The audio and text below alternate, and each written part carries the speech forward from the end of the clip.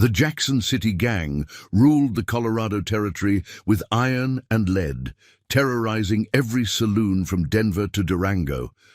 But on a moonlit night in 1875, they made a fatal mistake that would go down in frontier legend.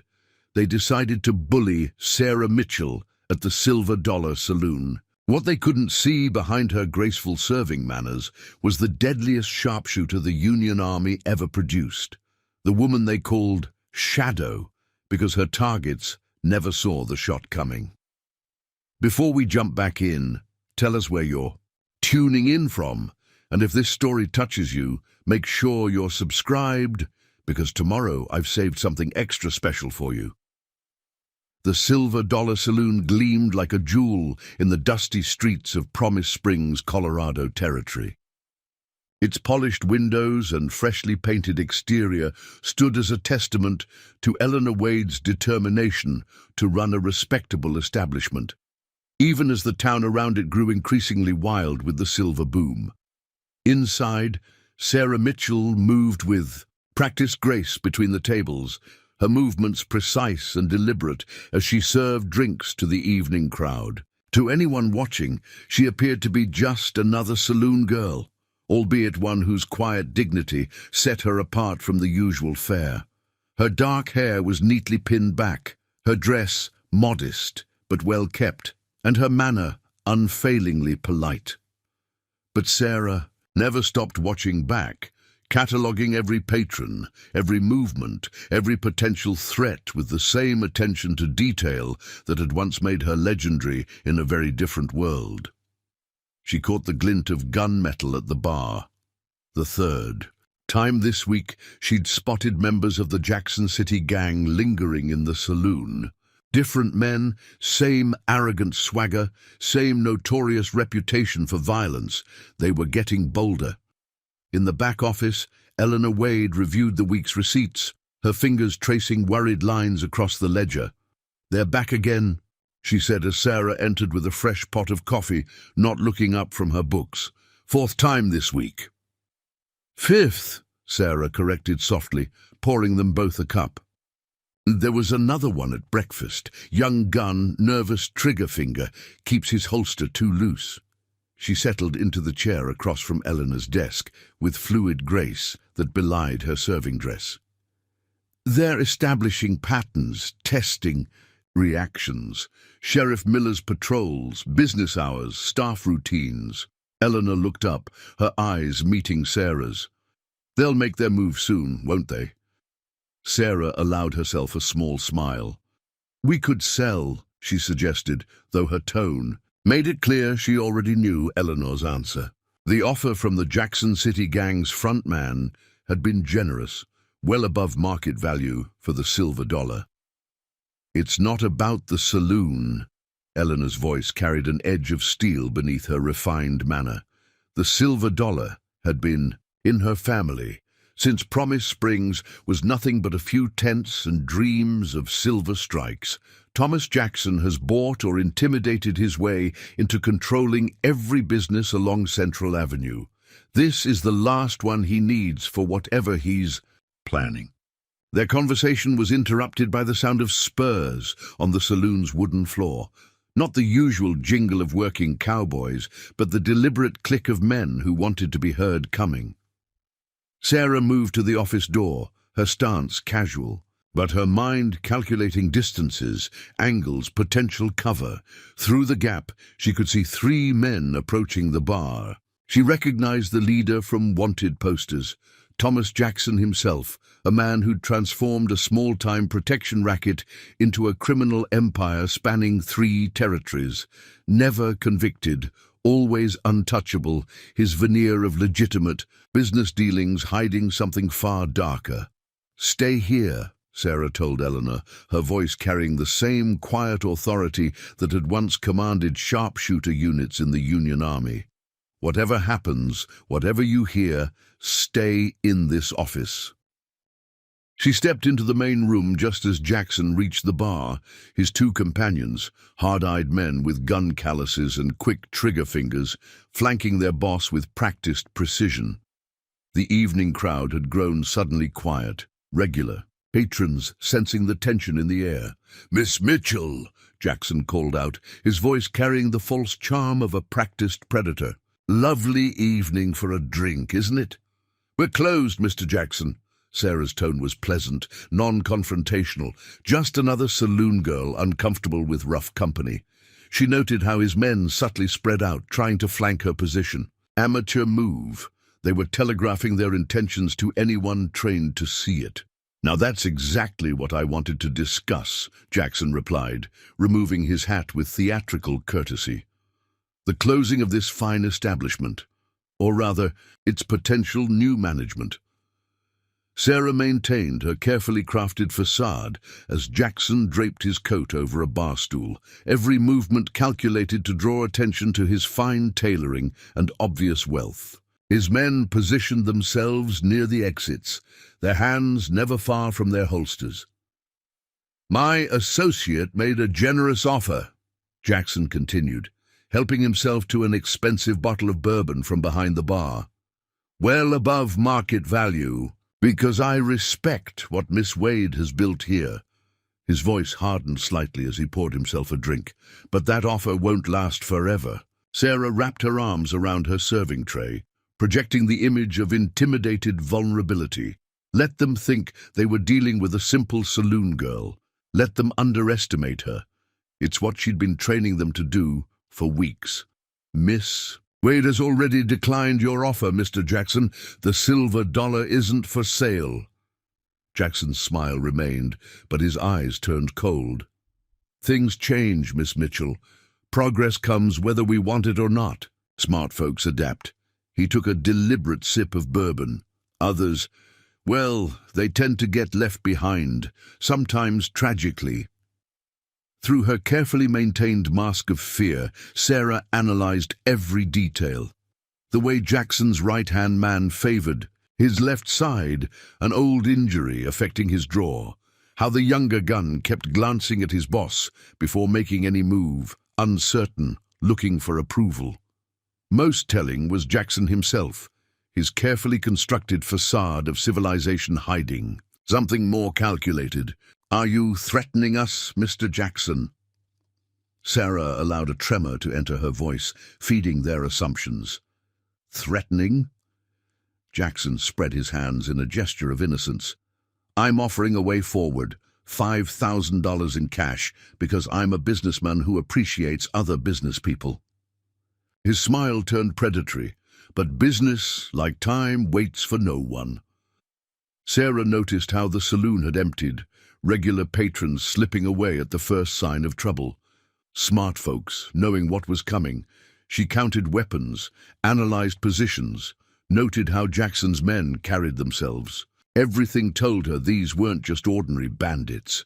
Their quasi-military bearing suggested connection to something bigger. I'll need to discuss this with Miss Wade." Sarah wrapped her arms tighter around herself. The picture of frightened submission. "Of course." Jackson's smile returned as he reached into his vest. One of his men tensed nervously. "Interesting tell," Sarah noted. "Not used to sudden movements, suggesting his quick-draw reputation might be exaggerated." Jackson produced a calling card, holding it out. "Take some time, think it over, but not too much time." Sarah stepped forward to take it, letting them see her slight tremor. Inside, she was counting bullets, measuring steps to cover, noting how the younger gunman's holster was tied too tight for a smooth draw. Everything about their operation suggested military training corrupted to criminal purpose. 3 days, Miss Mitchell." Jackson mounted his horse, then tipped his hat with theatrical courtesy. "Then we'll need an answer." As they rode away, in a cloud of dust, Sarah maintained her frightened posture until they were out of sight. Only then did her demeanor change. The trembling stopped. Her posture shifted subtly, weight balanced perfectly. The stance that had made her legend in the war. The shadow preparing to hunt. Eleanor emerged from the office. "Sarah." "It's starting," she said softly. They're getting ready to move on something big, something worth killing for. She turned to her friend, letting her see the steel beneath her quiet smile. And they just invited the shadow to their party. Inside the office, Sarah unrolled a map of Promise Springs across Eleanor's desk. Jackson's been buying up businesses along Central Avenue. She traced the pattern with her finger. At first it looked like simple expansion, but look at the properties he's targeted. Eleanor studied the map. The Silver Dollar, Mitchell's General Store, the old mining office. They're all at major intersections. And all with clear lines of sight to the sheriff's office, the bank, and the stage depot, Sarah added. He's not just buying property, he's buying strategic positions, military-style positioning. Later that night, after the saloon was closed, Sarah stood at her second-floor window, watching the moonlit street below. Her practiced eye noted the Jackson City rider making another slow pass, the third tonight. Their surveillance was getting sloppy, overconfident. She smiled softly, remembering other overconfident men who'd learned too late why they called her the Shadow. In the war, she'd earned that name by taking impossible shots, eliminating key targets without ever being seen. But her real talent wasn't just accuracy. It was patience, understanding that sometimes the deadliest predator was the one that waited, watched, and chose the perfect moment to strike. A knock at her door interrupted her thoughts. Eleanor entered, carrying a telegram. "This just came from Denver." She handed Sarah the paper, her face troubled. "It's from Captain Henderson." Sarah read the message, her expression hardening. "So that's their game," she said softly. "Jackson's men aren't just outlaws. They're former Confederate irregulars, and they're planning something big." Preparing and narrating this story took us a lot of time. So if you are enjoying it, subscribe to our channel. It means a lot to us. Now back to the story. Promise Springs had changed since Sarah first chose it as her refuge from war memories. The dusty mining town had grown with the silver strikes, bringing both prosperity and predators. Sarah guided her horse past Mitchell's General Store, noting 3 Jackson City horses clustered near the entrance. Inside, raised voices carried into the street. Rebecca Mitchell's store had been feeding Promise Springs since the first prospector struck silver. Now it was about to become another kind of lesson. 2 of Jackson's men flanked the counter where Rebecca stood, her face pale but determined. The third, wearing a hand-tooled gun belt that marked him as Jackson's enforcer, leaned forward menacingly. "Protection ain't optional anymore, Becky," he growled. "Town's changing. Be a shame if something happened to this nice place." Sarah selected a basket, moving quietly through the aisles. Her presence registered. She saw the nearest man's hand twitch slightly toward his gun. Ex-military, that telltale gesture confirmed her suspicions about their background. "I've already paid the business association," Rebecca's voice carried clearly. "Sheriff Miller says, Sheriff ain't in charge anymore." The enforcer swept a display of canned goods onto the floor. "We are. $500 a month starting today." Sarah rounded the aisle, her basket filled with normal supplies. She kept her movements deliberate, unthreatening, just another saloon girl doing her shopping. "Oh my," she said mildly, stepping carefully around the scattered cans. "What a mess. Rebecca, do you have a broom? I'd be happy to help clean up." The men turned, irritation crossing their faces. The enforcer started to speak, but Sarah was already moving past them to the counter, pulling out her coin purse. "Adding these to my monthly account," she said cheerfully, "and I'll need a case of that new coffee you got in. Eleanor says it's amazing." Rebecca blinked, then caught on. "Of course, Sarah, I'll get that from the back." "Take your time." Sarah smiled at the men. "I'm sure these gentlemen were just leaving, weren't they, boys?" The enforcer stepped closer, trying to use his bulk to intimidate. "This ain't your business, girl." No. Sarah's smile remained pleasant, but her eyes changed subtly. Later, the man would try to explain to his companions what he saw in those eyes, something cold, something that triggered instincts he'd learned in battle. Rebecca's father gave me my first job in Promise Springs. Maybe it is my business. She turned back to her shopping list, dismissing them. The insult was deliberate, calculated. The enforcer's face reddened, his hand twitching toward his gun. You should be careful, Miss Mitchell. Accidents happen. Yes, they do. Sarah didn't look up from her list. Like last week, when your new recruit had that nasty fallout by Canyon Creek, the one that wasn't reported. Now she met his eyes. Funny thing about accidents, you never know who might have been watching. The men exchanged glances. That accident hadn't been reported because it happened during a midnight ammunition delivery. No one was supposed to know about it. We'll finish this later, the enforcer told Rebecca, trying to salvage some authority, but his voice had lost its edge. After they left, Rebecca sagged against the counter. Thank you, Sarah, but you shouldn't have. They're dangerous. Yes, they are. Sarah began cleaning up the scattered cans. And they're getting more organized. That's what worries me. Rebecca got the broom. Sheriff Miller says they're just passing through, part of some big business venture. Is that what he says? Sarah's voice was carefully neutral. Interesting, because that's not what his deputy told Martha Turner when they tried to pressure her into selling last month. She worked in silence for a moment, letting Rebecca process the implications. The storekeeper was smart. She'd see the pattern. They're buying up all the buildings along Central Avenue, Rebecca said slowly, or forcing people to sell. But why, it's just a main street through a silver town. Maybe. Sarah finished with the cans. But it's also the most direct route between the railroad depot and the mountain passes.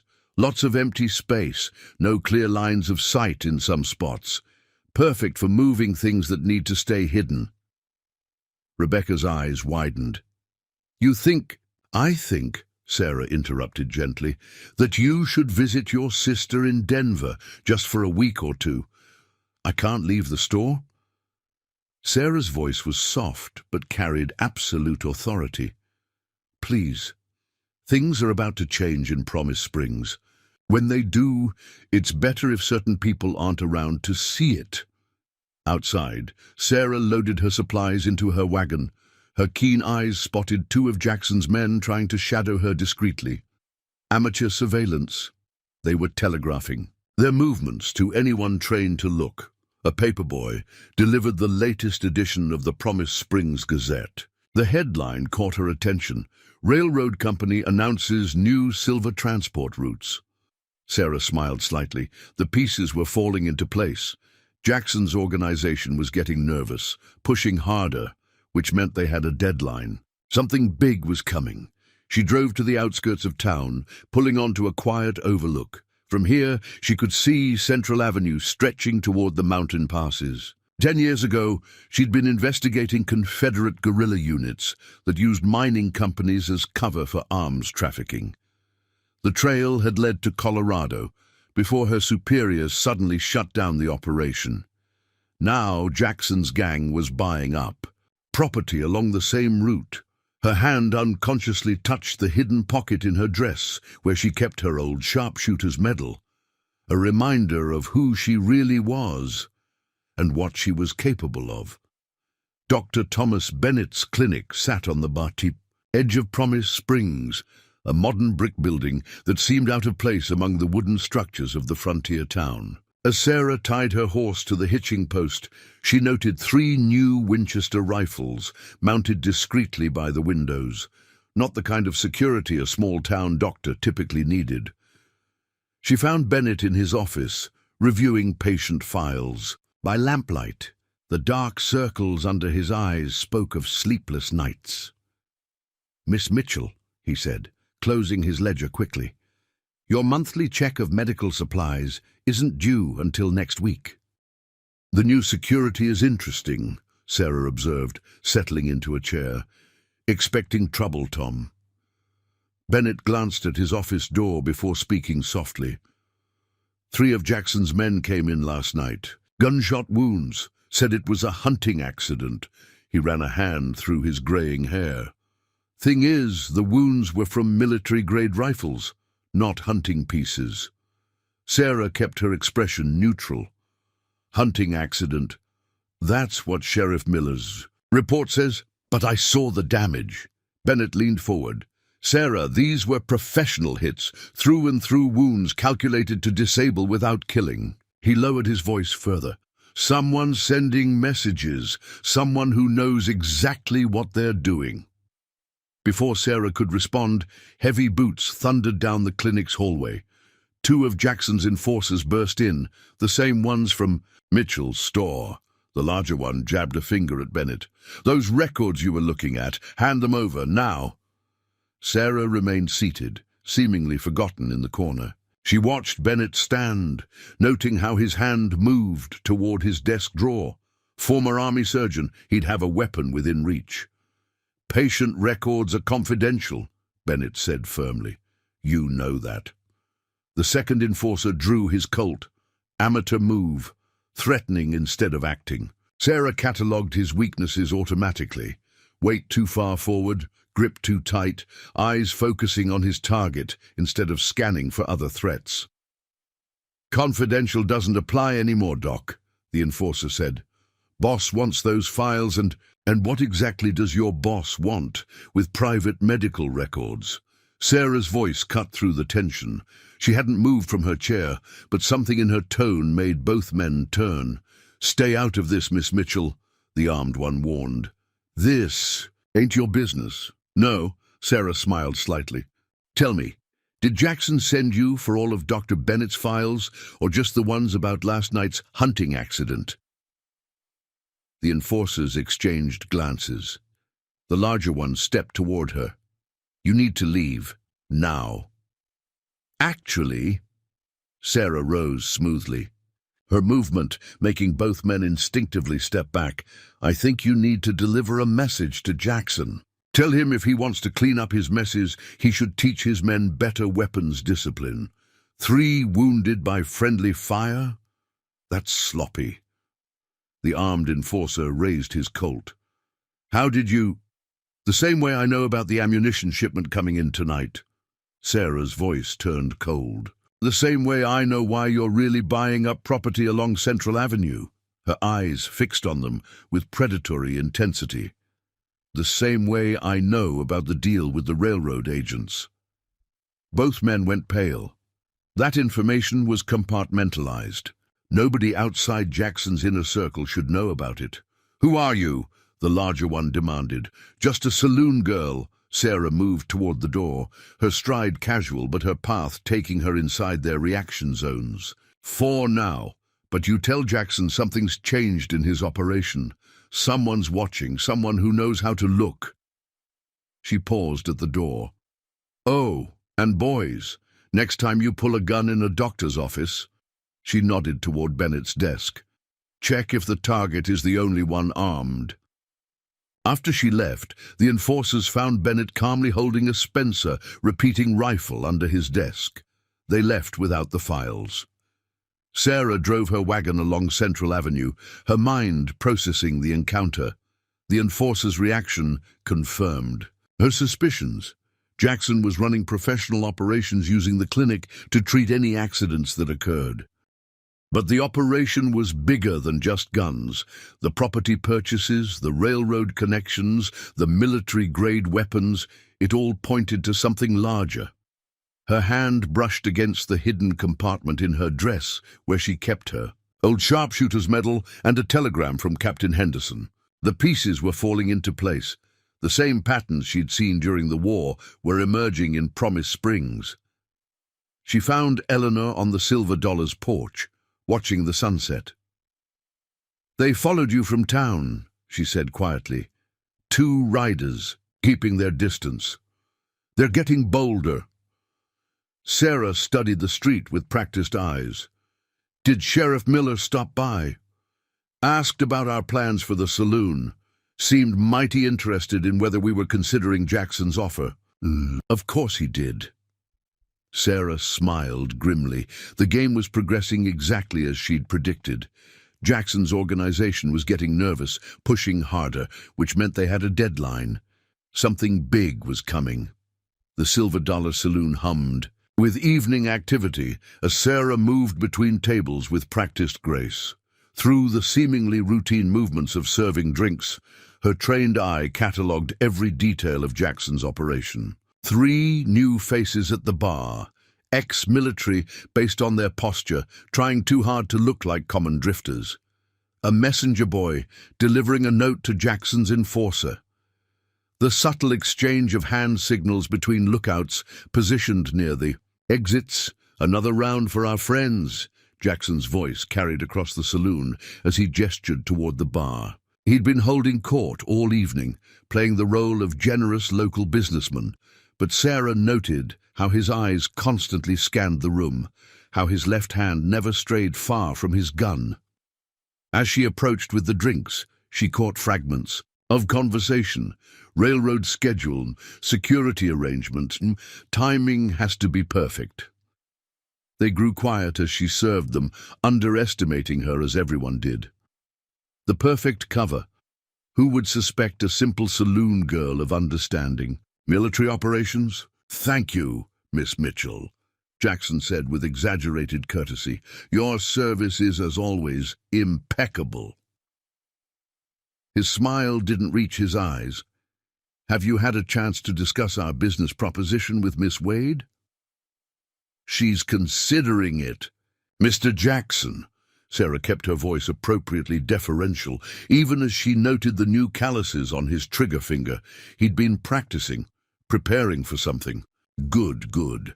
He leaned back, the picture of relaxed authority. Though time is becoming something of a factor, progress waits for no one, after all. Sarah moved away, but her keen ears caught the conversation resuming behind her. The depot. Guards are handled. Shipment details confirmed. Everything in place for next week. At a corner table, she paused to wipe away imaginary spills. Her attention focused on 2 of Jackson's lieutenants studying what appeared to be a shipping manifest. 6 crates. Marked as mining equipment, one muttered. Army markings. Need to be removed, the other responded. Can't have any questions when they fell silent as she approached.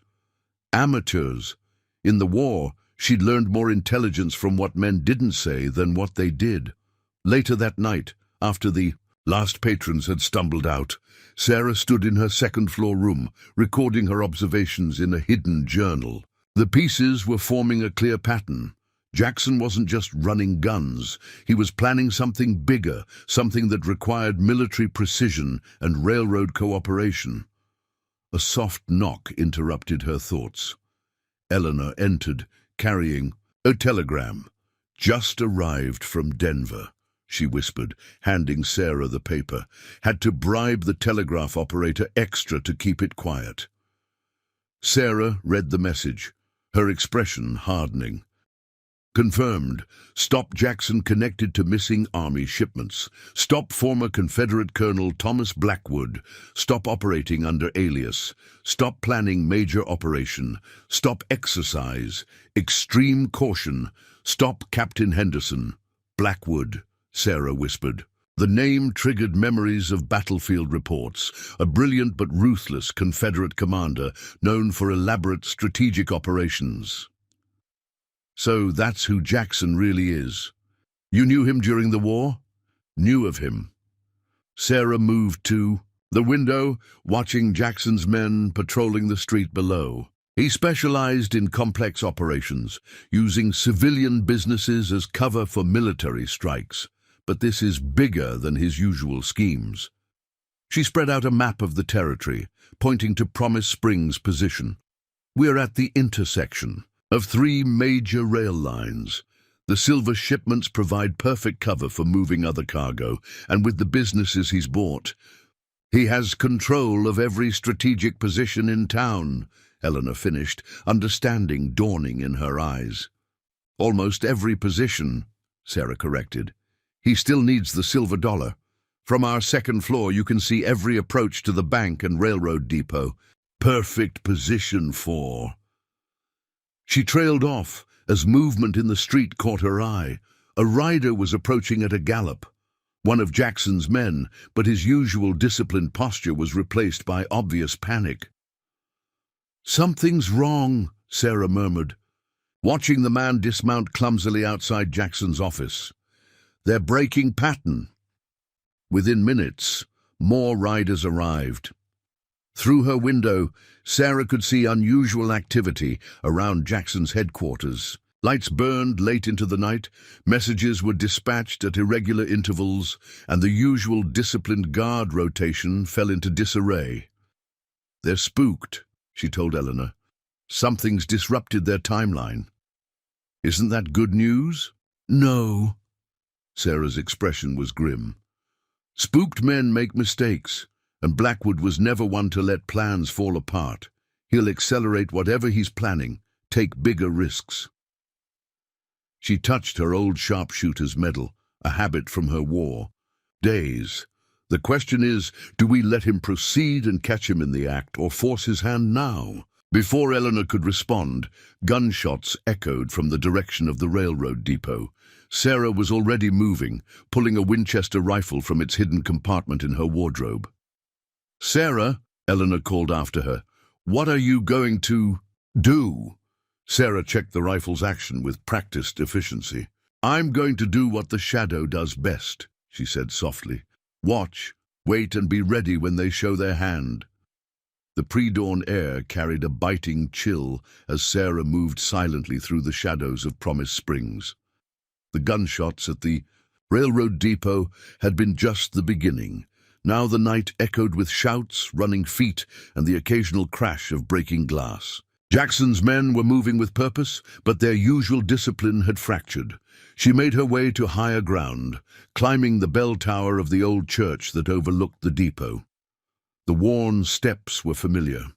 She'd spent countless hours up here, watching, learning patterns, preparing for this moment. Now it would serve as the perfect vantage point. Through her field glasses, a treasured relic from her army days, she observed the chaos below. 3 of Jackson's men were dragging something from a freight car, while others maintained a loose perimeter. Their movements were rushed, sloppy. This wasn't part of their original plan. "Amateur hour," she whispered to herself, noting how they'd left the north approach completely unguarded. In the war, such carelessness would have meant death. A movement caught her eye, a figure slipping through the shadows with military precision. Not one of Jackson's regular men, someone new. The figure paused beneath a lamppost, and Sarah's breath caught. Even after all these years, she recognized that distinctive stance. Major James Harrison, former Confederate cavalry officer, known for his expertise in coordinating complex military operations.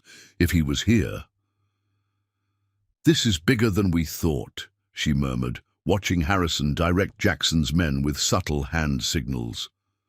They were moving crates, not the usual ammunition boxes, but something larger, heavier, military-grade equipment based on how the men struggled with the weight. A horse approached at a gallop, one of Jackson's messengers, even from her. "Pretty?" Sarah could read the panic in his posture. Harrison met him, took a message, and his entire demeanor changed. Suddenly, the operation's pace doubled. "They're compromised," Sarah realized. Something spooked them badly. She shifted position, using skills honed by years of battlefield observation. Through her glasses, she caught a glimpse of the message in Harrison's hand. Official Army letterhead. Below, Jackson's men were now abandoning any pretense of stealth, rushing to move their cargo onto waiting wagons.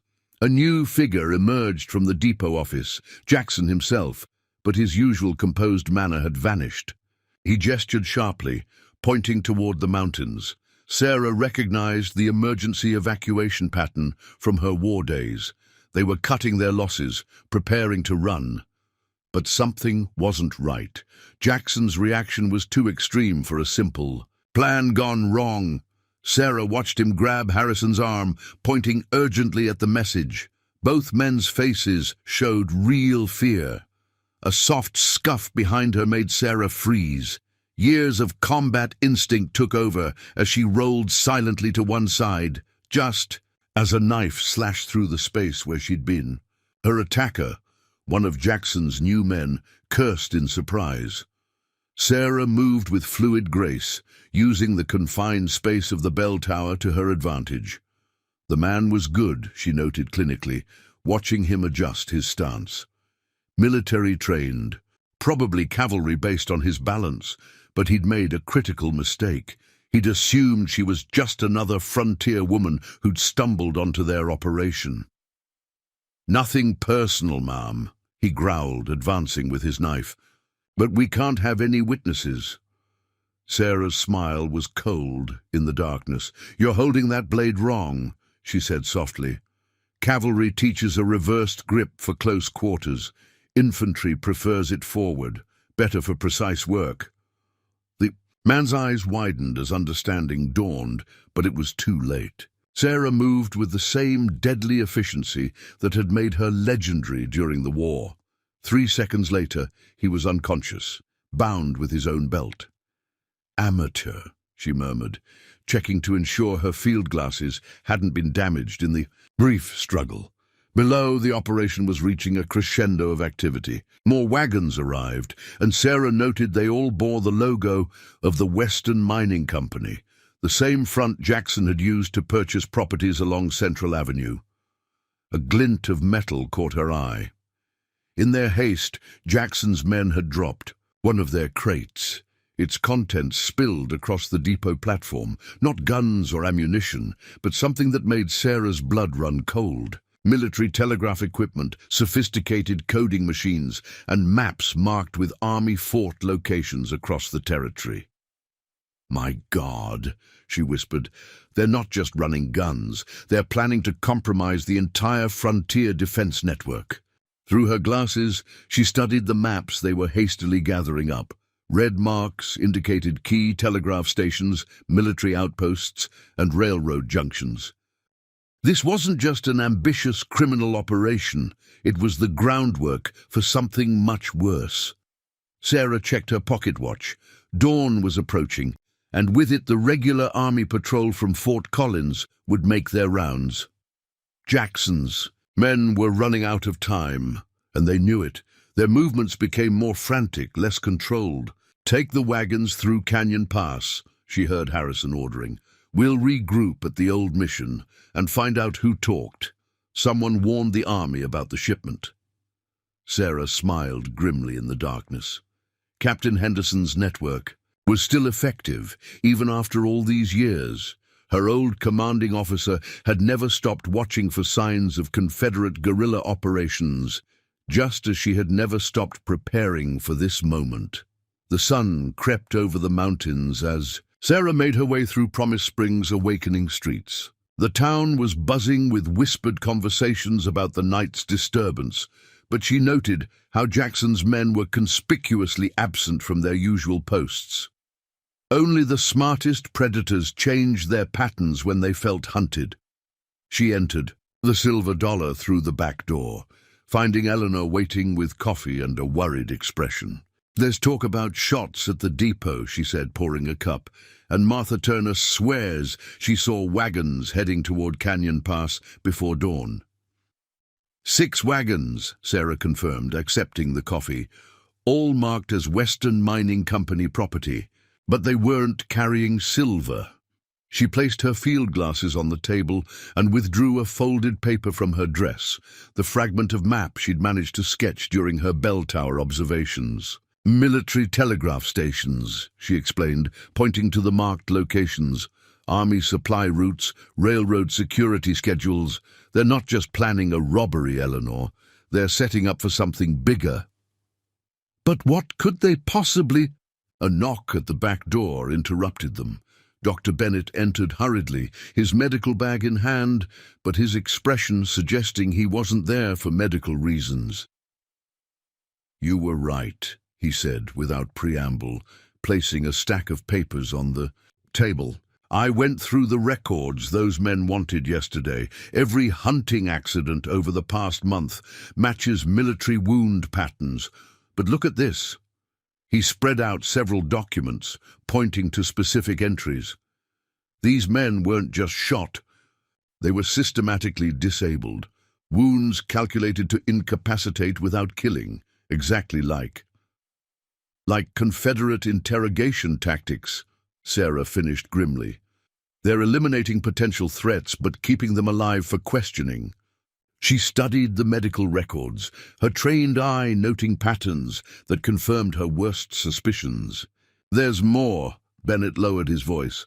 "One of them was delirious from fever last night, kept rambling about Operation Phoenix and something about the Day of Reckoning, said the South would rise again." Sarah's expression hardened. "Phoenix," she whispered. "Of course. That was Blackwood's signature, complex operations designed to rise from seemingly unrelated events." "Blackwood?" Eleanor asked. "Colonel Thomas Blackwood," Sarah explained, pulling out Captain Henderson's telegram. "A brilliant Confederate strategist who specialized in coordinated strikes using civilian cover. After the war, several of his officers continued operating as guerrilla units. We thought we'd shut them down, but they didn't stop." Bennett understood. "They just went deeper underground, and now they're here." Sarah spread out her makeshift map alongside Bennett's medical records. "Look at the pattern. Every property Jackson, Blackwood, has bought creates a strategic position. The Silver Dollar overlooks the main approach to town. The old mining office controls the telegraph lines. Mitchell's store sits at the only crossroads leading to the mountain passes. And my clinic," Bennett added, "sits perfectly positioned to monitor traffic from Fort Collins." "He's creating a web," Sarah said softly, "using legitimate businesses as cover while he positions men and equipment for something big, something worth exposing his whole operation for." A commotion from the street drew their attention. Through the window, they watched as Sheriff Miller and his deputies rode past, heading toward the depot.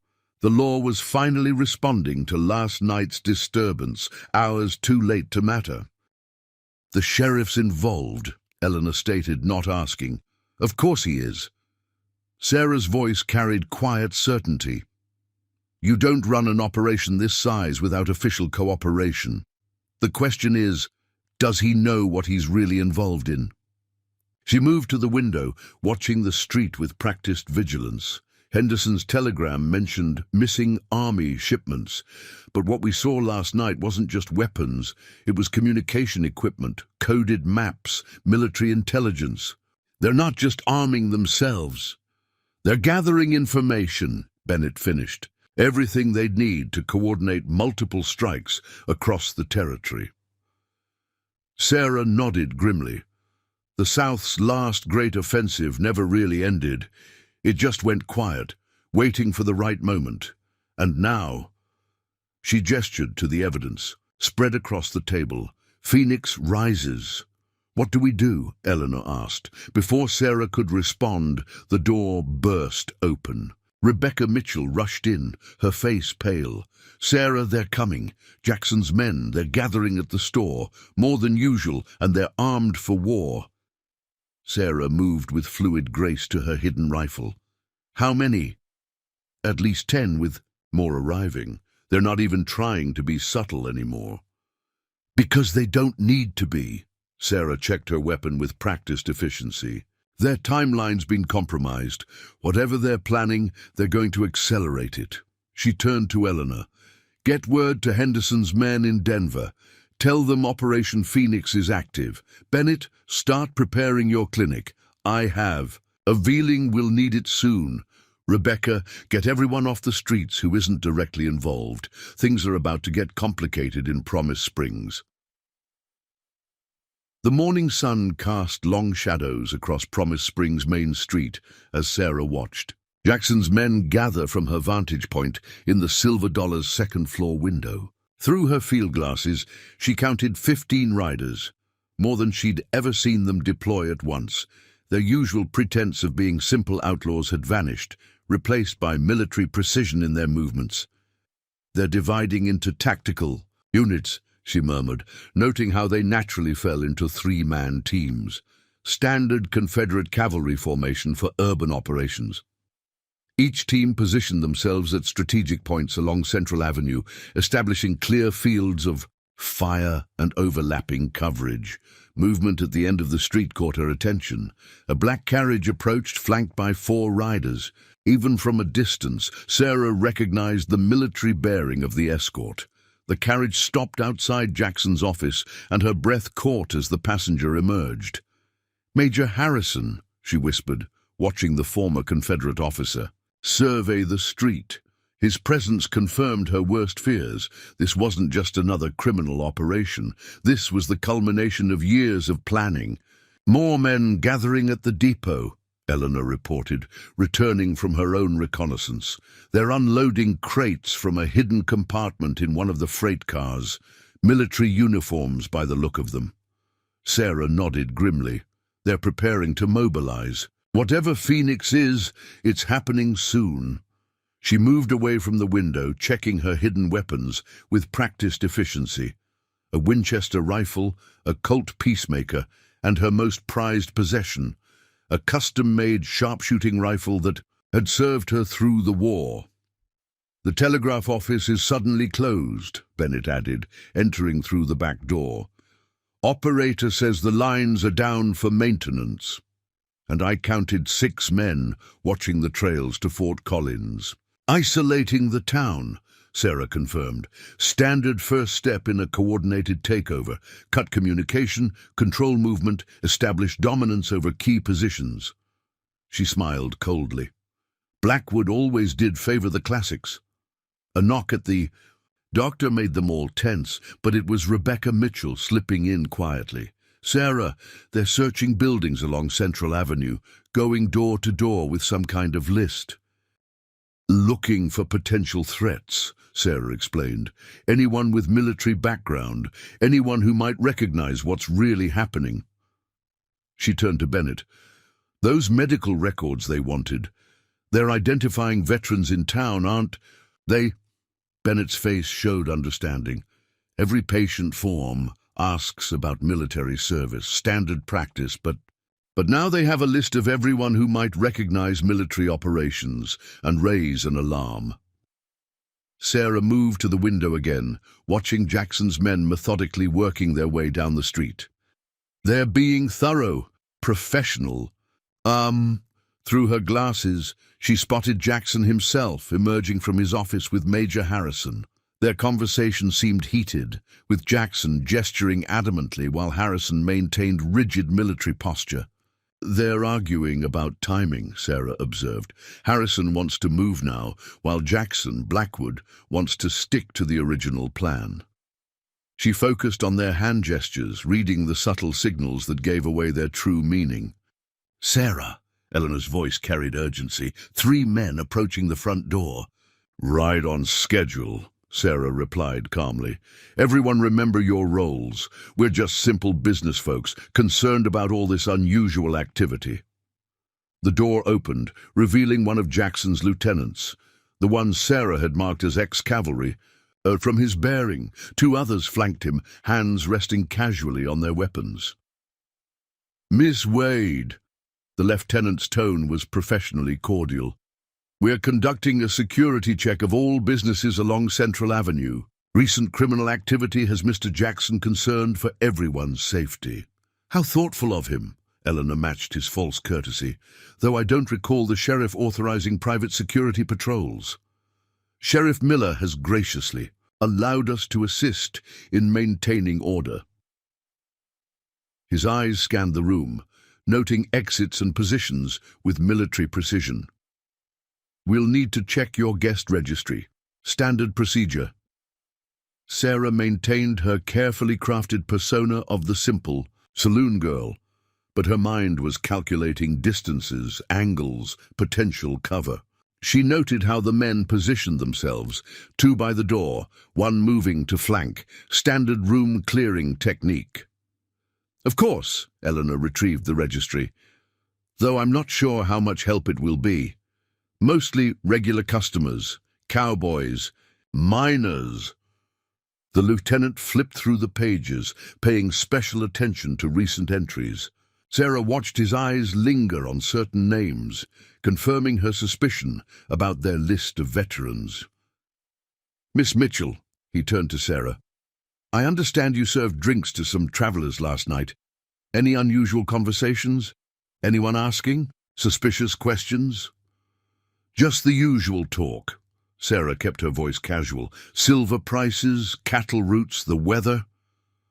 She let a trace of fear enter her tone. "Though all this security is making folks nervous, is there something we should be worried about?" The lieutenant's smile didn't reach his eyes. "Just precautions, ma'am, though it might be wise to close early today, for safety's sake." After they left, Sarah moved to the window, watching them continue down the street. "They're evacuating Central Avenue," she said softly, "clearing their field of operations." "For what?" Rebecca asked. "That's what we need to find out." Sarah checked her pocket watch. "Henderson's men should be in position by nightfall. Until then, we play along. Let them think they're in control." She turned to her companions, letting them see the steel beneath her calm exterior. "Tonight, they'll make their move, and when they do—" But her hand touched her sharpshooter's medal. "The shadow will be waiting." Dusk settled over Promise Springs like a heavy blanket, bringing an unnatural quiet to the usually bustling town. Sarah moved through the Silver Dollar's empty main room, lighting lamps but keeping them dim. Through the windows, she could see Jackson's men maintaining their positions, their movements becoming more purposeful as darkness approached. "They've blocked the road to Fort Collins," Bennett reported, slipping in through the back door. "And I've seen at least 3 wagons moving heavy crates into the old mining office. Almost shot me for getting too close to look." "They'll have the telegraph equipment there," Sarah said, adjusting a lamp to better observe the street. "High ground, clear lines of sight, perfect place to coordinate multiple operations." She noted 2 more riders arriving at Jackson's office, their horses lathered from hard riding. More messengers. Their network is activating. Eleanor emerged from the back office, holding a freshly arrived telegram. "From Henderson," she said quietly, handing it to Sarah. The message was brief, but clear. Multiple Confederate units reported. Moving stop coordinated activity across 3 territories. Stop Phoenix appears to be territory-wide offensive. Stop maintain observation. Stop support arriving by midnight. Stop territory-wide, Sarah whispered. Blackwood's attempting something bigger than we imagined. She moved to her makeshift map. On the back office wall, adding new markers. "Bennett, those wagons you saw, any military markings?" Tried to be subtle about it, but yes. 3rd Virginia Cavalry stamps, partially scratched off. Sarah's expression hardened. Harrison's old unit. They were specialists in coordinated strikes, hitting multiple targets simultaneously. She traced lines between marked positions. "They're not just taking Promise Springs. This is a staging ground for something larger." A commotion outside drew their attention. Through the window, they watched as Sheriff Miller and his deputies rode past, headed out of town. Sarah's lips curved in a cold smile. Right on schedule, the law conveniently leaving before whatever's about to happen. "Sarah," Rebecca's voice carried urgency as she entered through the kitchen. "Jackson's men are clearing Central Avenue. Going door to door, telling everyone to stay inside after sunset. Anyone who argues." She swallowed hard. "Well, they're being real persuasive about it." "Of course they are." Sarah checked her hidden weapons one final time. Can't have witnesses for what's coming, though they've missed something crucial. "What's that?" Bennett asked. "In the war, Blackwood was brilliant at complex operations, but he had one consistent flaw." Sarah's smile was predatory. He never considered that the prey might be watching back. She moved to her position by the window, field glasses ready. "Tonight they'll reveal their true operation. All we have to do is wait, Watch and... The sound of approaching horses interrupted her. Not the usual patrol patterns, but the disciplined movement of a military column. Sarah focused her glasses on the street, counting riders emerging from the growing darkness. 20 men, she reported quietly. Full military kit, poorly hidden under civilian clothes. Moving in combat formation. She shifted her view to their leaders. Harrison's at point with Jackson, no, Blackwood, riding beside him. Through her glasses, she studied the man she now knew as Colonel Blackwood. Gone was the pretense of the crude outlaw leader. Even in civilian clothes, his bearing screamed military command. "They're gathering at the mining office," Bennett observed. "The high ground," Sarah confirmed, "best positioned to coordinate multiple units." She focused on the equipment being unloaded. Telegraph gear, maps, what looks like artillery range charts. Eleanor's sharp intake of breath drew Sarah's attention to a new arrival. A covered wagon, heavily guarded, moving carefully up the street. "Now that's interesting," Sarah murmured, studying the wagon through her glasses. Gun ports cut into the sides, reinforced wheels, spring suspension to handle heavy loads. "That's not just a supply wagon, it's a mobile command post." She watched as the wagon was carefully positioned behind the mining office, hidden from casual observation but with clear lines of sight to all major approaches. "Sarah," Rebecca's voice was tense. "More riders coming, different direction." Sarah shifted her position, counting the new arrivals. 12 men, different unit based on their formation, coming in from the south. She trailed off, noting details that made her blood run cold. They're wearing Union Army uniforms. "Union?" Bennett moved to look. "But why would—" "Because this isn't just about taking territory," Sarah's voice was grim. "They're going to trigger a new conflict, hit multiple targets wearing Union colors, provoke a response, reignite the war." She turned to her companions, her expression hard. Phoenix isn't just an operation name, it's their goal. The Confederacy rising from the ashes, starting right here in Promise Springs. Eleanor checked her pocket watch. 2 hours until Henderson's men arrive. Then we have 2 hours to gather proof of what they're planning. Sarah moved with quiet purpose, checking lines of sight from various windows. "Bennett, get word to your contacts in town. Anyone with military experience needs to be ready but stay hidden. Rebecca, start spreading the word quietly. When things start happening, people need to stay inside, away from windows." "And us?" Eleanor asked. "We give them exactly what they expect. One frightened saloon owner and her serving girl, closing up early because of all the security concerns." Sarah's smile was cold in the gathering darkness. Let them think they have control of the situation. Let them think no one sees what's really happening. She touched her sharpshooters. "Meddle, a habit from darker days. Because tonight the shadow isn't just watching.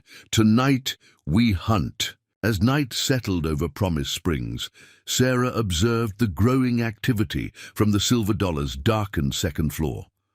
Through her field glasses, she watched Blackwood's operation transform from a criminal enterprise into a military campaign. Men moved with practiced discipline, establishing defensive positions, setting up communication lines, preparing for something big. "They've got spotters on the church roof," she murmured, noting the glint of brass telescopes in the moonlight. "And the bank. 3-man teams, military-grade equipment." She shifted her view to the mining office, where more men were unloading equipment from the armored wagon. "They're setting up a proper command post."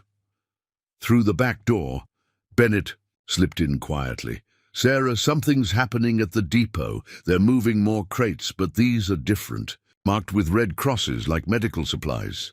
"Not medical supplies," Sarah's voice was grim. That's how they marked ammunition during the war, made it less likely to be inspected. Standard Confederate smuggling tactic. She focused her glasses on the depot. How many crates? At least 20, and Sarah... Bennett's voice dropped lower. I recognized one of the men supervising. Captain James Monroe. He was a Confederate field surgeon. Treated me once when I was captured. He's supposed to be dead. A lot of dead men are walking tonight, Sarah replied, watching Monroe direct his men with military precision. Blackwood's gathered his old command structure, which means whatever Phoenix is, it's bigger than just Promise Springs. Eleanor appeared with another telegram, her face pale in the lamplight. From Henderson, you need to see this. Sarah read quickly. Multiple units confirmed.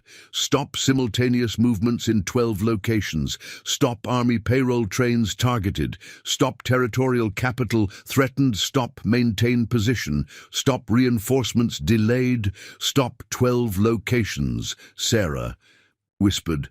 They're not just taking the town. They're launching a coordinated offensive across the whole territory. She spread her map wider, marking potential targets. Army payrolls would give them operating funds. The territorial capital. Her voice hardened. They're going to try to seize control of the entire region. Rebecca entered hurriedly. More riders coming, but these ones are different. Sarah moved to watch the new arrivals. Through her glasses, she counted 8 men, their movements suggesting serious military training. But it was their leader who caught her attention, a tall figure whose mere presence made Blackwood's men stand straighter. General Marcus Whitmore, Sarah's voice carried quiet recognition. Former commander of Confederate Special Operations, supposed to have died at Gettysburg. She studied his bearing as he dismounted. He was the one who developed these tactics, using civilian businesses as cover for military operations. Sarah, Bennett's voice was urgent. If they're gathering this level of command, this isn't just another guerrilla operation, she finished. This is a full military campaign. They're going to try to establish a new Confederate territory, using Promise Springs as their command center. Her mind raced through implications. The silver shipments provide perfect cover for moving men and materials. The businesses they've bought give them strategic control points. And now?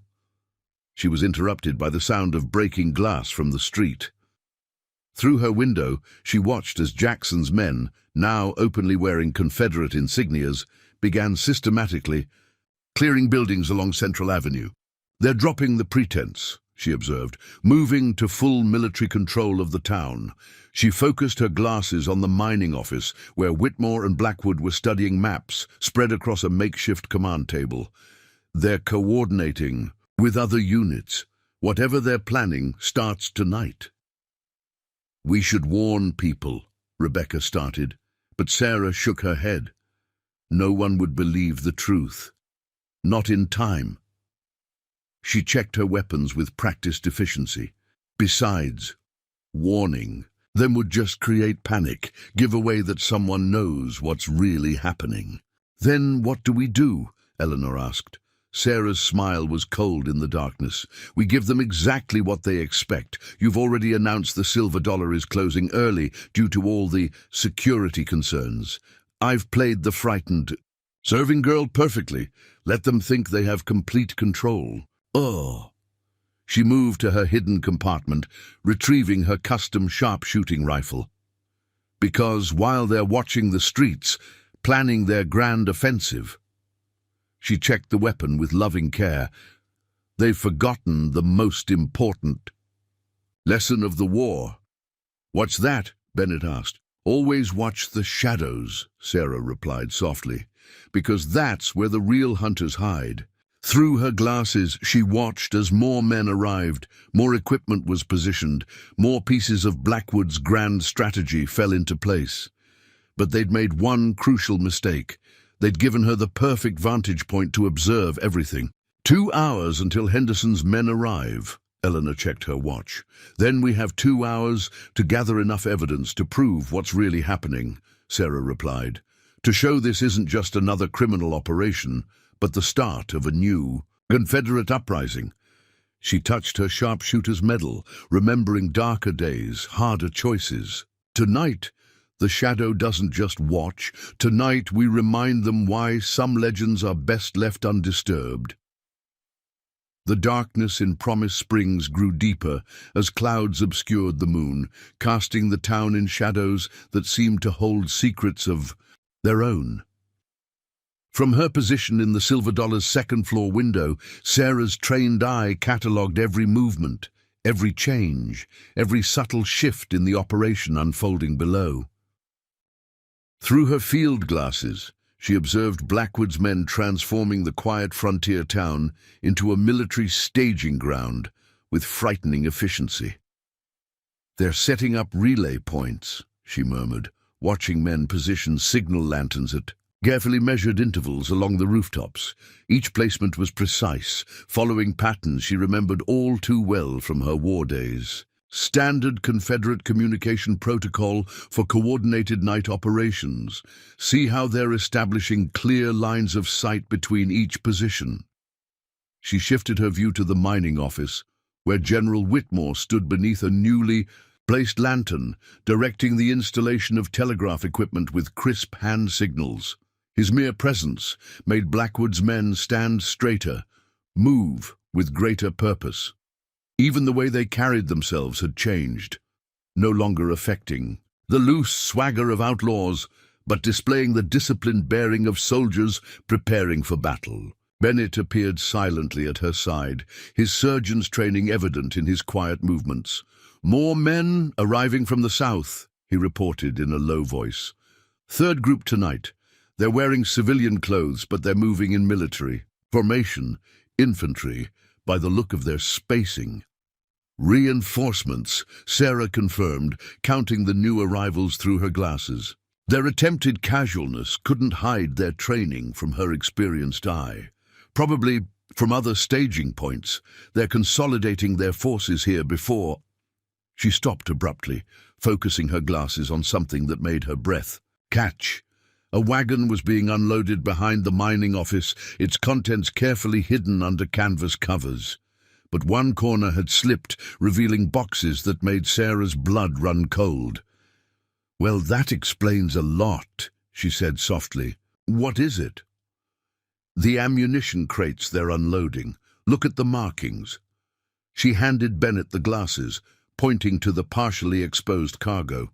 "U.S. Army stamps. Recent ones. Those aren't stolen supplies. They're official shipments." Bennett studied the crates through the glasses, his face hardening as he recognized the implications. "They have someone inside the Army supply chain, high-level access."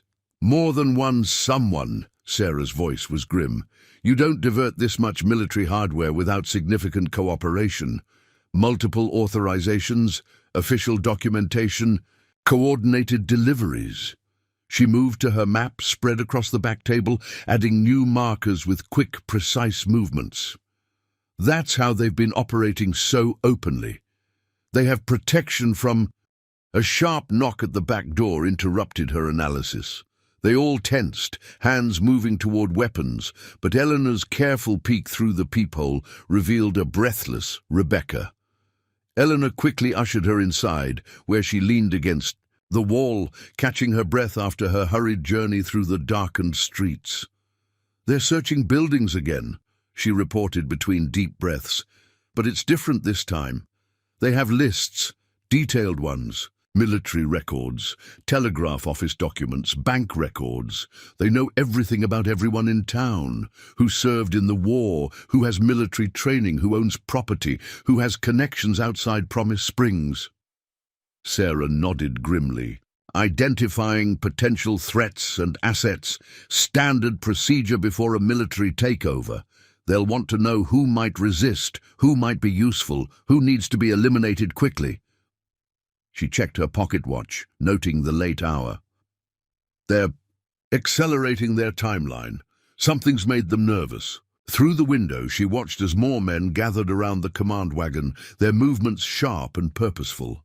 Whitmore was addressing them in small groups, pointing to maps spread across a makeshift table, giving detailed instructions. Even from a distance, Sarah could read the military precision in their responses.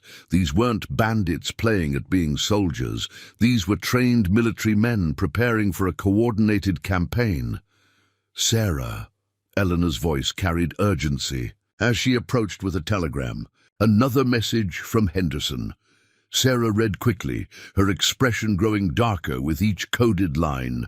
"Multiple army units compromised. Stop high-level conspiracy. Confirmed. Stop territorial governor under threat. Stop federal response delayed. Stop, you are on your own until dawn. Stop." "Damn," Sarah whispered, the paper crinkling slightly in her tightening grip. "They've got people placed higher than we thought. They're not just taking territory. They're neutralizing any potential response before it can happen." The scope of the conspiracy was staggering. This wasn't just about Promise Springs anymore. The entire territory was at risk, and help wouldn't arrive until dawn. She moved to check her weapons again, mind racing through implications as her hands performed the familiar ritual of inspection. Each gun was cleaned, loaded, and positioned for quick access. But more importantly, they were carefully hidden, just like her true identity, just like her real purpose in Promise Springs. The Silver Dollar's back office had become an impromptu war room as Sarah studied the patterns of movement in the streets below. Every detail told a story to her trained eye. The way Blackwood's men established perimeter guards, the precise positioning of their communication points, the careful coordination of their patrols. This wasn't just military precision. This was the execution of a long-planned operation. "Look," Bennett whispered, pointing to a new development. Through the window, they watched as Blackwood emerged from the mining office, now wearing his full Confederate colonel's uniform, brass buttons gleaming in the lamplight. His transformation from frontier outlaw to military commander was complete, each stride carrying the confidence of a man who no longer needed to hide his true nature. "They're not even pretending anymore," Sarah observed, focusing her field glasses on the group gathering around him. "Those aren't hired guns down there. Those are trained soldiers preparing for war." She noted how they naturally fell into military formations, how their hands rested on their weapons with practiced ease. "And they're not just any soldiers. I recognize some of those faces from intelligence reports during the war, elite units, special operations, men who were supposed to be dead or imprisoned." Eleanor approached with a fresh pot of coffee, her movements careful in the dimly lit room. More riders coming from the north, different uniforms this time. Sarah shifted her position, focusing on the new arrivals. Her breath caught as she recognized the distinctive blue coats of Union cavalry. But something wasn't right about their formation, their bearing. "They're wearing Union uniforms," she said softly, "but those aren't Union men. Look at how they sit their horses. That's Confederate cavalry training." "False flag operation," Bennett understood, his face grim.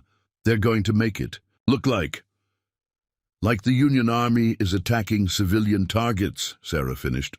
"That's what Phoenix really is, a plan to reignite the war by provoking a response from the federal government."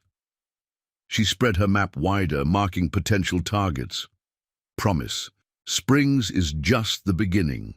Once they control the territory's communication lines, transportation routes, and government offices." A commotion in the street interrupted her analysis. More wagons were arriving, heavily laden and carefully guarded.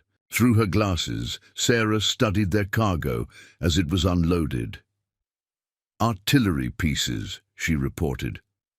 "Broken down for transport. But those crates contain cannon parts. They're not just planning to hold the town, they're preparing to defend it against a full military response." Rebecca slipped in through the back door, her face pale. "They're posting proclamations around town. Curfew starting immediately, all businesses to close, no one allowed on the streets after dark without military authorization. Classic occupation protocol, Sarah nodded. Establish control gradually, make it seem like security measures rather than military takeover. She watched as more men in Confederate grey emerged from the shadows, taking up positions at key intersections. They'll maintain order, keep basic services running, make everything seem normal while they consolidate their power. Through her glasses, she caught snippets of conversation as Blackwood conferred with his officers near the mining office. Railroad schedule, coordinated strikes, simultaneous operations. Each fragment confirmed her fears about the scale of their plan. Sarah, Eleanor's voice was tight with concern. What happens when people realize what's really happening? By then it will be too late, Sarah replied grimly. That's the brilliance of their plan. By the time anyone understands the true scope of this operation, they'll have control of every strategic position in the territory. Communications, transportation, government offices, everything needed to establish a new Confederate state. She moved to check her weapons again, each movement precise and practiced. Her custom sharpshooting rifle had been carefully cleaned and loaded, ready for the moment when observation would turn to action. But they've made one critical mistake, she said softly, running her fingers along the rifle's familiar stock. What's that? Bennett asked. They're looking for obvious threats, military responses, armed resistance, official intervention. They've planned for every conventional reaction. Sarah's smile was cold in the darkness. But they've forgotten about the unconventional. They've forgotten about the shadows. Through her glasses, she watched as Blackwood's operation continued to unfold. More men arrived, more equipment was positioned, more pieces of their grand strategy fell into place. But they'd given her exactly what she needed, a perfect vantage point to observe and understand their entire plan. How long until Henderson's men arrive? Bennett checked his pocket watch. Dawn at the earliest, Sarah replied, and by then Blackwood's forces will be fully deployed. We can't wait for official help. She turned to her companions, her expression hard in the lamplight. Tonight, we remind them why some legends are best left in the past. Tonight, the shadow doesn't just watch, she hunts. The night deepened over Promise Springs as Sarah made her final preparations. The Silver Dollar's second floor had become more than an observation post. It was now a sniper's nest, carefully, prepared for what was to come. Each window offered specific angles of fire. Each position had been chosen for maximum coverage with minimum exposure. They're moving something into the mining office, Bennett reported, watching through his borrowed field glasses. Heavy equipment, at least 6 men to carry each piece. They're being careful not to let anyone see what's inside the crates. Sarah shifted position, focusing her own glasses on the activity. More than just telegraph equipment, she observed. Those are code machines, advanced ones, military grade. Same type the Confederate Signal Corps used for coordinating multiple units during major offensives. She studied the men handling the equipment. And those aren't just soldiers. See how they're handling the machinery? Those are trained signals, officers. Rebecca appeared silently at the back door, her face flushed from running. Sarah, they're arresting people. Sheriff's deputies, the ones who aren't working with them. Veterans, telegraph operators, anyone who might recognize what they're really doing. Eliminating potential resistance, Sarah nodded grimly. Standard procedure before launching. A major operation.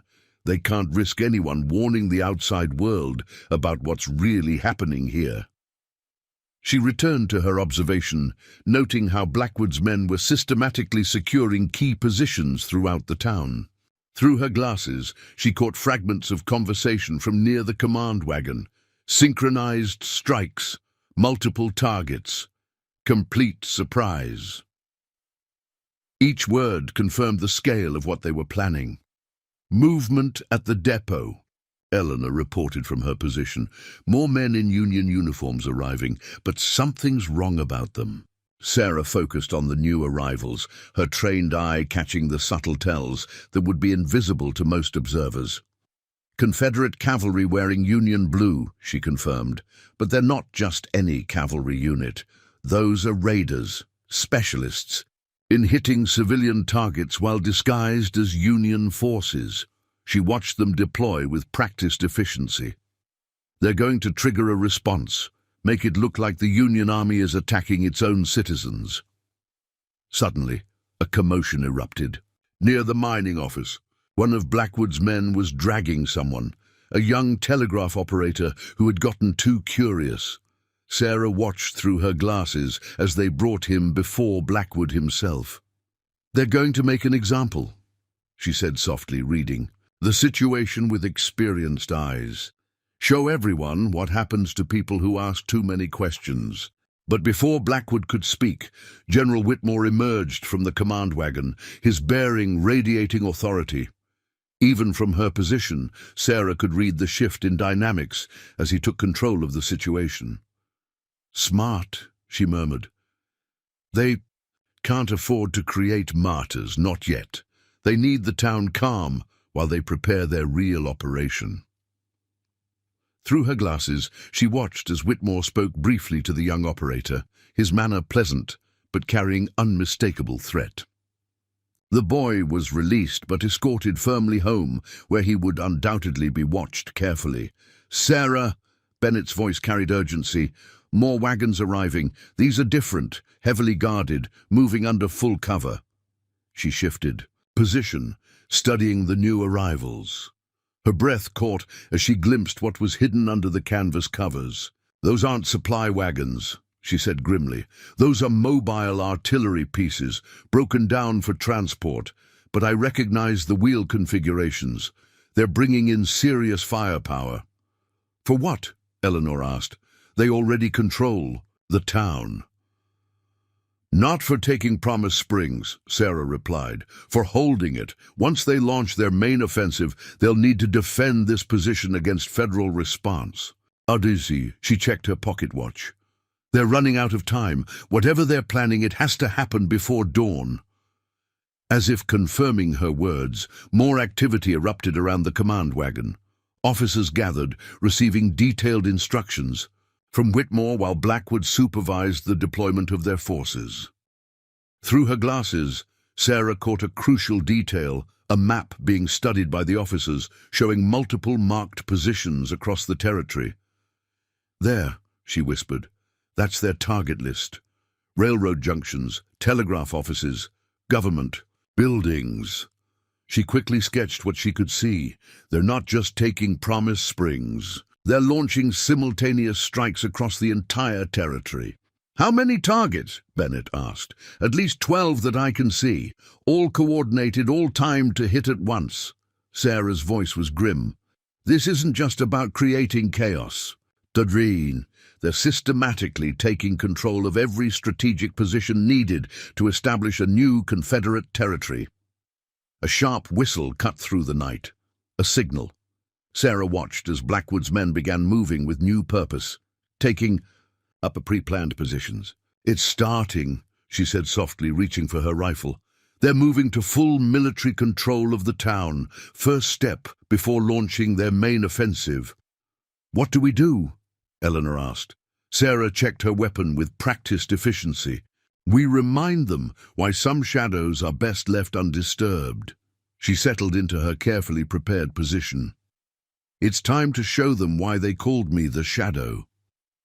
Sarah's transformation was subtle but complete. The careful facade of the simple saloon girl vanished, replaced by the deadly precision that had made her legendary during the war. Each movement was measured, each position calculated, as she prepared to turn her observation post into a weapon. "They've established 3 main control points," she explained quietly, marking positions on her map.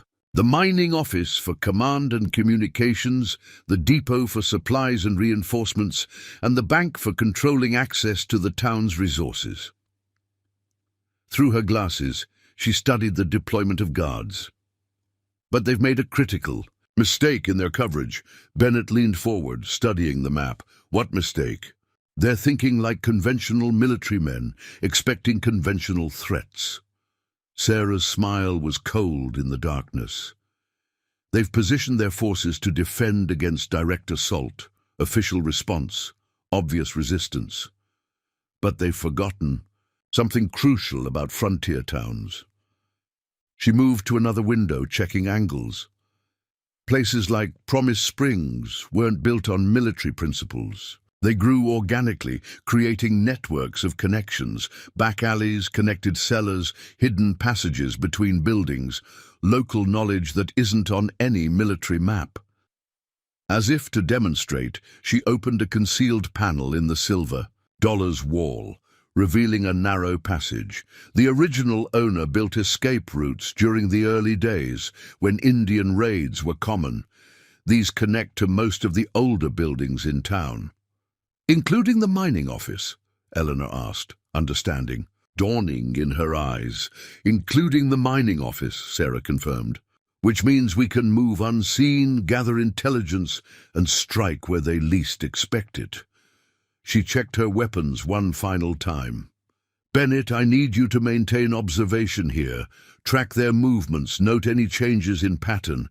Eleanor, coordinate with Rebecca. Use these passages to spread word to people we trust. They need to be ready, but stay hidden. Ready for what? Bennett asked. For chaos, Sarah replied grimly. Because once we disrupt their command structure, things will happen very quickly. She studied the street through her glasses, noting the positions of sentries. They've gathered their forces, established their control, prepared their operation. Now, they're vulnerable. Through her glasses, she watched as more officers gathered around the command wagon, receiving final instructions. The activity had the familiar feeling of preparations for imminent action. Time's running out, she murmured. They'll launch their main offensive soon, coordinating with other units across the territory. She turned to her companions. Whatever we do has to happen now, before they can trigger their simultaneous strikes. Suddenly, movement near the mining office caught her attention. General Whitmore had emerged, now wearing his full Confederate uniform. Even from a distance, Sarah could read the authority in his bearing as he addressed his gathered officers. Final briefing, she said softly. They'll move to full military control of the town immediately after, clearing the way for their main operation. She checked her rifle one last time. Which means this is our moment. What's the plan? Bennett asked. First, we need to disrupt their command structure. The mining office is their nerve center. Without it, they can't coordinate their larger offensive. Sarah's voice carried quiet authority. But more importantly, we need proof, evidence of what they're really planning, something that can't be denied or covered up. She moved to the hidden passage entrance. I'm going to infiltrate the mining office through these tunnels. Their security is focused outward. They won't expect an attack from inside their own position. That's suicide, Eleanor protested. There must be 20 men in there. 20 men looking the wrong way, Sarah corrected. Remember, I don't need to fight them all. I just need to get to their command center, secure their operational plans, and disrupt their communication equipment. She checked her pocket watch. Henderson's men will arrive at dawn, but by then it will be too late if we don't prevent their main offensive from launching. Through her glasses, she made one final check of enemy positions. Bennett, if you see them preparing for major movement, full military deployment, not just patrols, fire 3 shots. That's my signal that they're starting their offensive. And if you get caught? Eleanor asked. Then this whole territory could fall into Confederate hands by morning. Sarah replied grimly. But they won't catch me.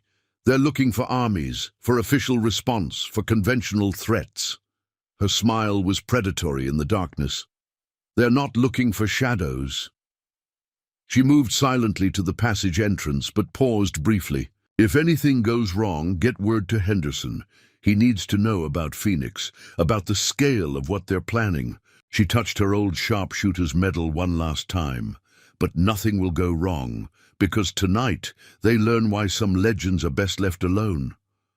With that, she slipped into the darkness of the hidden passage, moving with the silent precision that had earned her the name Shadow during darker days.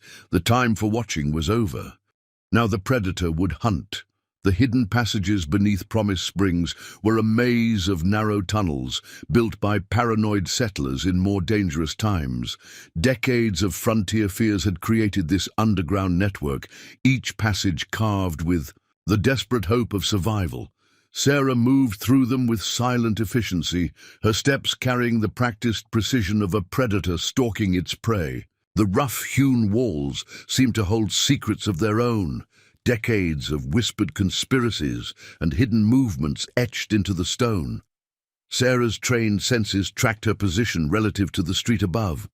The muffled sound of boots on wooden sidewalks, the vibration of wagon wheels, the distant murmur of voices carrying through the ground. Each sound told a story to her experienced ears, painting a picture of the military operation unfolding above. 20 paces east, she whispered to herself, counting steps. Then north to the mining office foundation. Each step was carefully placed, tested before bearing weight. She'd memorized these passages over months of careful preparation, building her knowledge while maintaining her cover as the simple saloon girl above. Now that preparation would prove its worth. A sound ahead made her freeze, voices carrying. Through a ventilation shaft, years of combat experience had taught her that information was often more valuable than ammunition. She pressed closer, letting the voices clarify. "All units report ready." Blackwood's distinctive tone carried authority. "We launch on schedule. The other positions are confirmed." That was Whitmore's voice, carrying the weight of high command. "We can't afford any weak links." 12 targets, all synchronized, railroad junctions, telegraph offices, government buildings, every strategic point covered. When Promise Springs falls under our control, the others will move simultaneously. By dawn, we'll control every key position in the territory. And our friends in Denver, still maintaining their cover. The territorial government won't know what's happening until it's too late. Sarah smiled coldly in the darkness. They'd just confirmed their own conspiracy, and they didn't even know she was listening. She made a mental note of the exchange. More evidence to add to what she would gather. Their arrogance would be their downfall. Moving forward with predatory grace, she reached a junction where the tunnel split. One path led toward the mining office's main cellar, the other to a smaller storage room. Through her earlier observations, she'd noted how Blackwood's men had moved their most sensitive equipment through that smaller room. Amateur mistake. They'd secured the main approaches, but forgotten about the legacy of frontier paranoia built. Into these old structures, voices and light filtered down from above as she approached her target. Through gaps in the wooden floor, she could observe fragments of the operation center they'd established. Maps covered the walls, telegraph equipment clicked steadily, and officers moved with purpose between stations. Each detail confirmed the scale of what they were planning. "Signal from position 3, someone reported above. "Their units are in place." "Excellent." Whitmore's boots appeared in Sarah's line of sight as he moved between stations. "Send. The acknowledgement. Final coordinates to be distributed in 1 hour." "And the special units?" "In position, wearing Union blue. When the time comes, they'll provide the spark we need. A few strategic attacks on civilian targets and the territory. We'll beg for our protection." Sarah checked her pocket watch in the darkness, jaw tightening at the casual way they discussed using innocent lives as pawns. 1 hour. That was her window to disrupt their command structure and secure evidence of their operation. She studied the floor above through the gaps, noting positions, counting men, identifying targets. Each detail was filed away with the precision that had made her legendary during the war. The storage room would be her entry point. From there, she could access the main office where they'd established their command center. But timing would be critical. One mistake, one creaking board, and the entire operation would be compromised. She'd need to move like the shadow she was named for. A new set of voices above made her pause. "Latest report from our agents in Denver," someone said. "Federal forces are still unaware of our true strength." "Perfect." Blackwood's voice carried satisfaction. "By the time they realize what's happening, we'll be too entrenched to dismiss. The territory will be ours, and with it the beginning of a new confederacy. And if the townspeople resist, once the operation begins, they'll have no choice but to accept our authority. Any resistance will be dealt with firmly. We can't allow sentiment to interfere with the greater cause." Sarah's hands tightened on her weapons at the threat in his tone. This wasn't just about military strategy anymore. These men would sacrifice everyone in Promise Springs for their grand ambitions. Their careful planning, their strategic brilliance, all of it built on a willingness to spill innocent blood. Sarah reached the access point to the storage room, her movements carrying the fluid grace of a hunter closing in on its prey. The trapdoor above her head was well maintained, its hinges recently oiled, not by Blackwood's men, but by her own. Careful preparation over months of planning.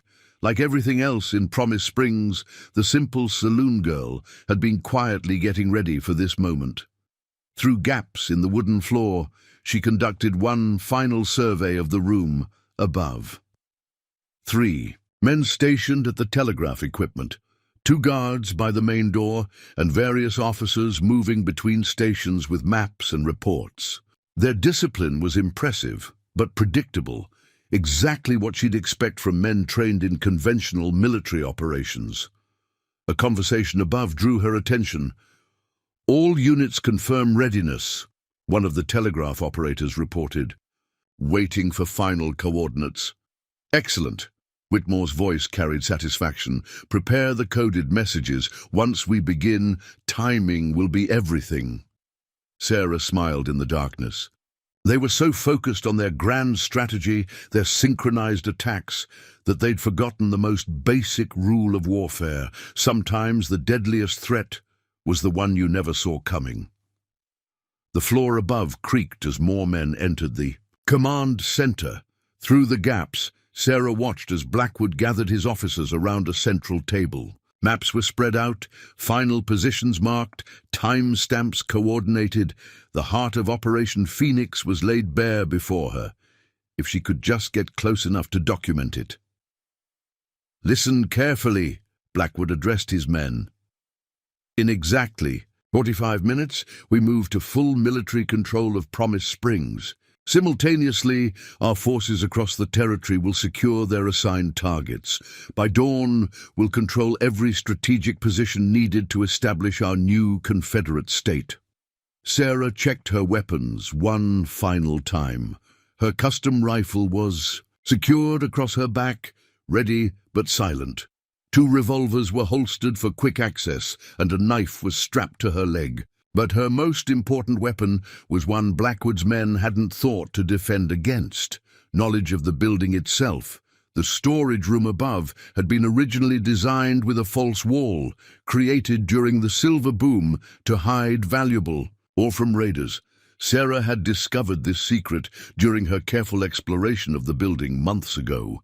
Now it would provide her perfect cover for observing and documenting their operation. More voices filtered down as final preparations continued. "Signal from our Denver agents," a telegraph operator reported. "Federal forces remain unaware. The territorial governor's security has been compromised." "Perfect." Whitmore's satisfaction was clear.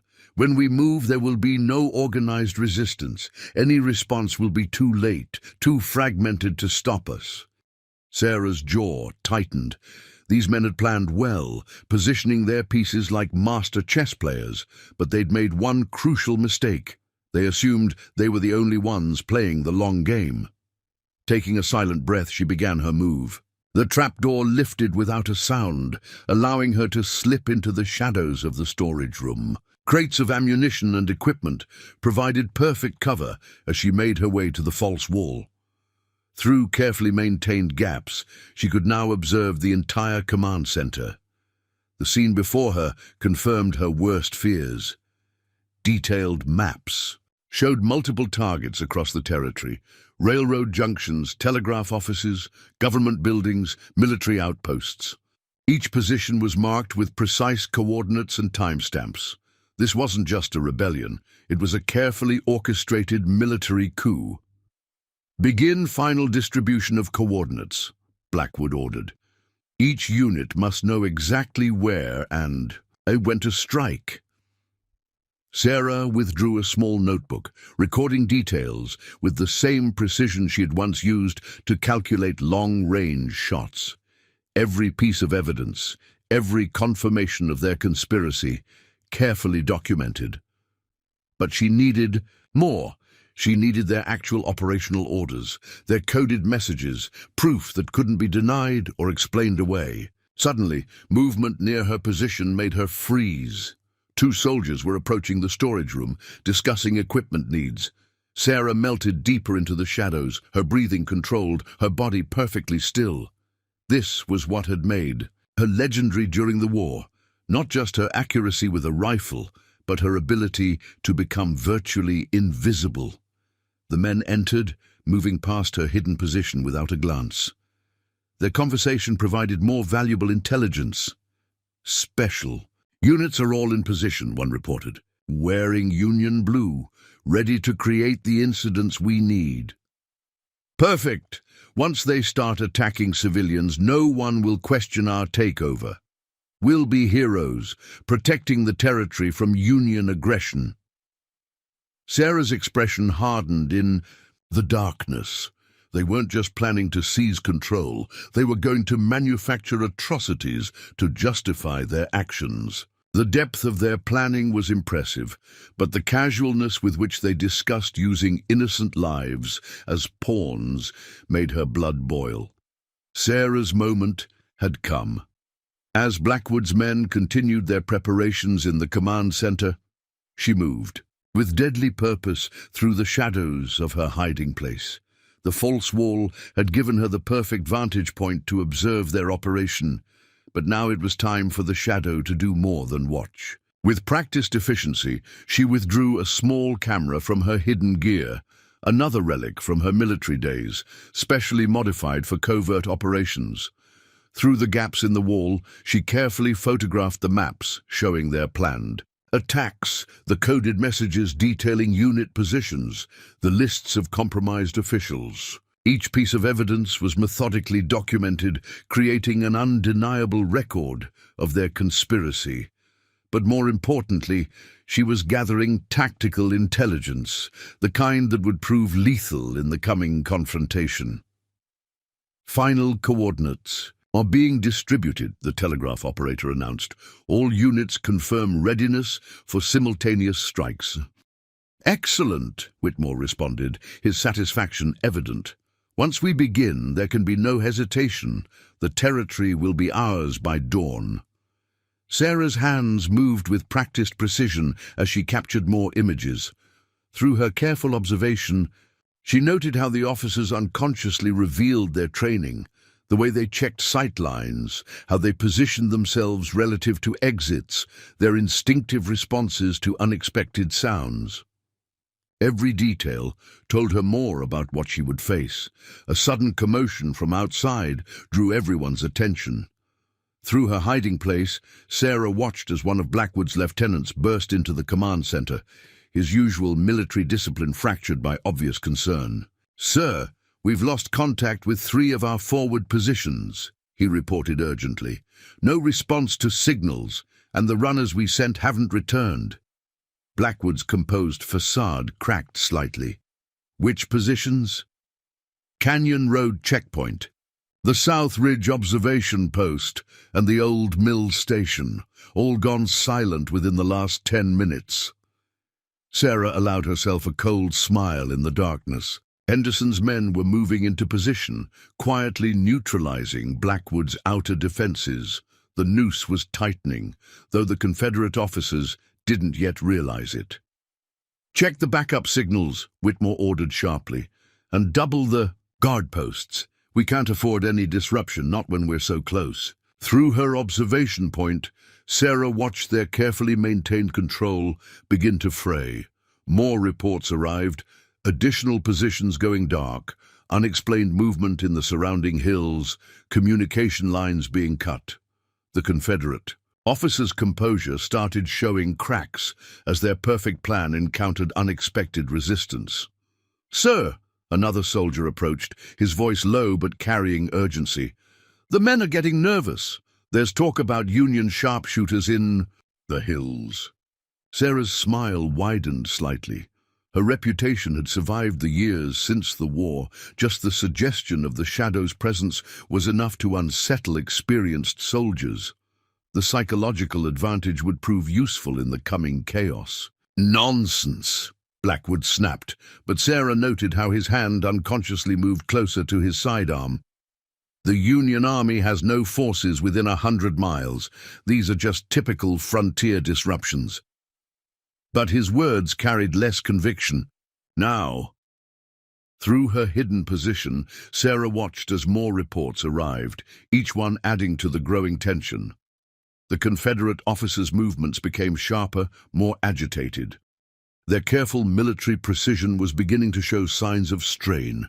It was time. Sarah had gathered all the evidence she needed, and Blackwood's men were starting to react exactly as she'd predicted. Controlled men made mistakes when that control was threatened. Professional soldiers fell back on trained responses when faced with uncertainty. And those trained responses were predictable to someone who knew how to look.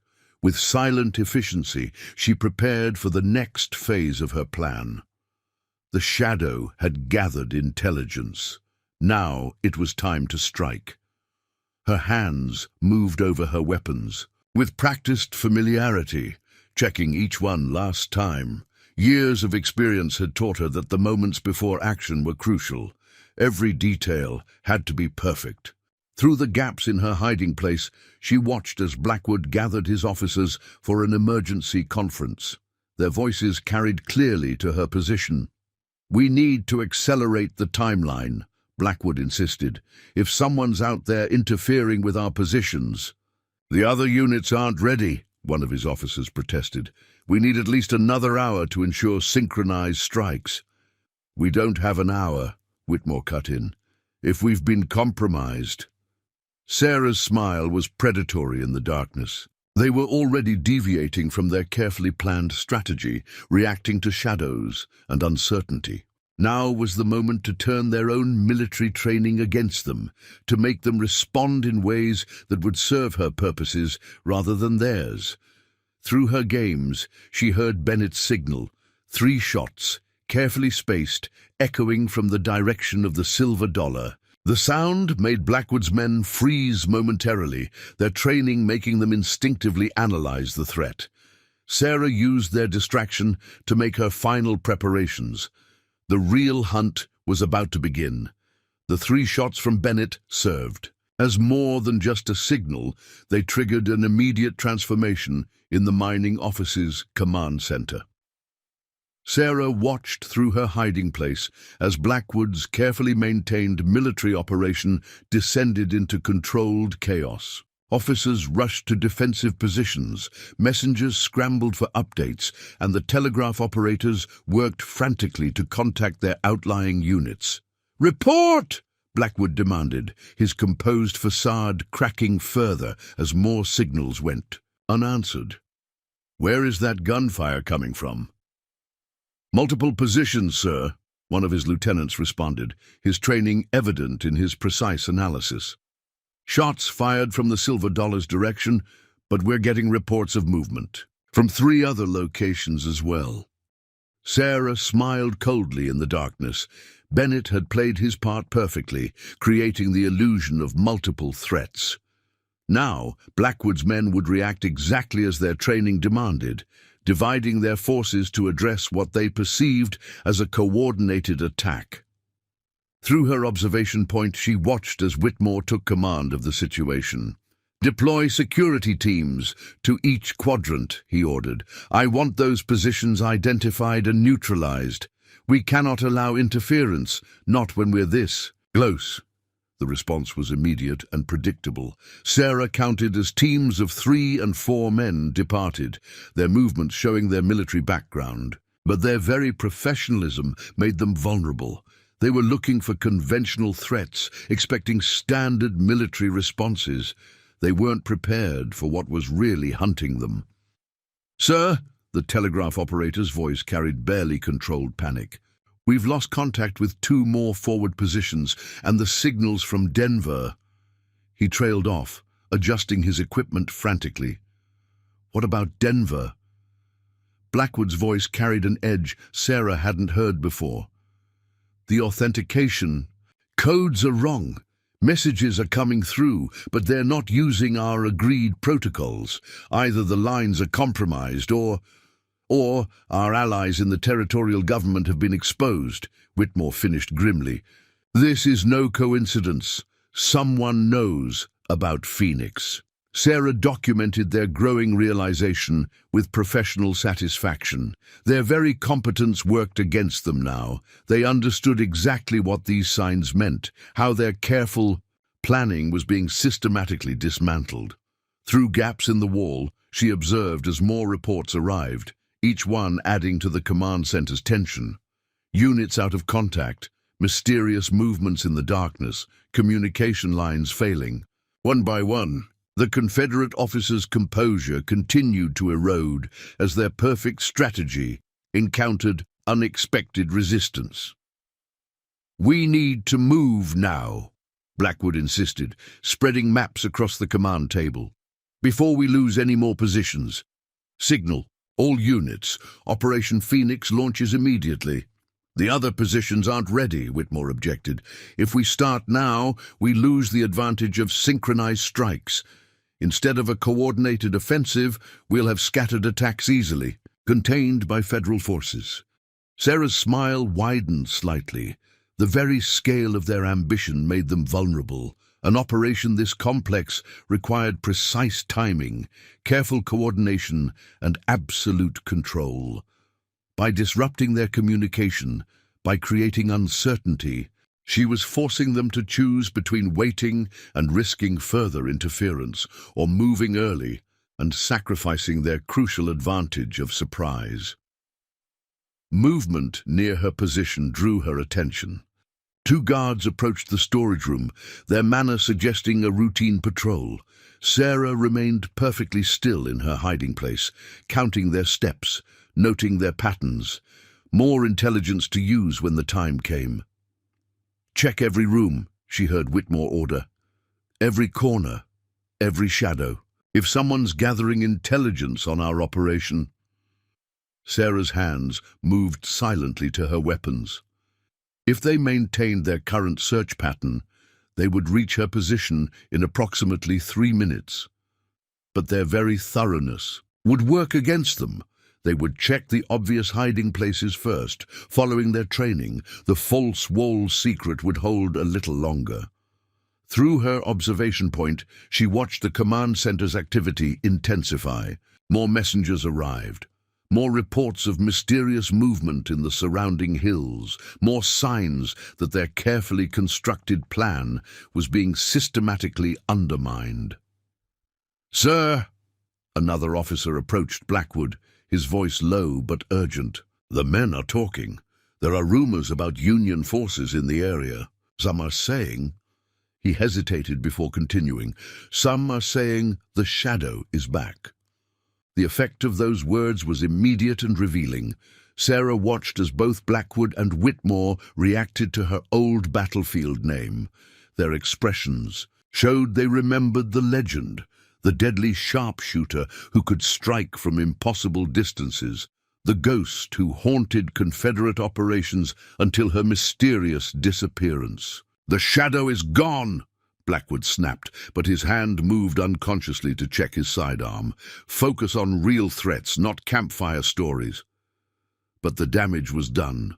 Sarah could see how the rumor affected the men in the command center.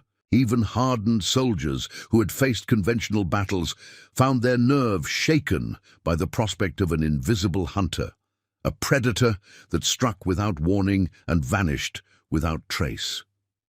The mere mention of the Shadow's name had done more damage to Confederate morale than any direct attack could have achieved. Sarah watched through her hiding place as the psychological impact rippled through the command center. Even experienced soldiers found themselves glancing at dark corners, startling at unexpected sounds. The legend she had built during the war was now serving as a weapon more potent than any rifle. Through the gaps in the false wall, she observed, as Blackwood attempted to restore order to his increasingly nervous men. His voice carried forced confidence as he addressed his officers. "We are professional soldiers, not superstitious recruits. Focus on our mission. Phoenix launches within the hour, whether our communications are fully restored or not." "Sir," one of his lieutenants protested, "without coordinated signals, our other units won't be ready. We risk the entire operation." "The operation is already at risk," Whitmore cut in, his tactical assessment coldly precise. "Someone has compromised our outer defenses, disrupted our communications, and is systematically isolating our position. We either move now, or we lose everything we've built." Sarah smiled grimly in the darkness. They understood their situation perfectly, which made their growing fear all the more potent.